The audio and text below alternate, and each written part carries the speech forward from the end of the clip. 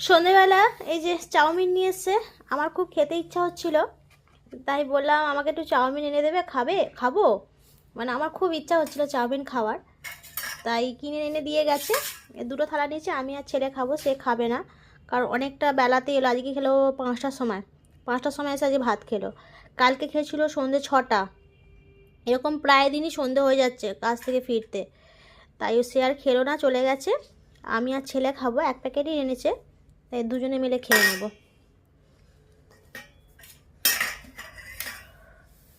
কে TV চালানো যাবে? একদমই না, মামা, একদমই টিভি চালানো যাবে না।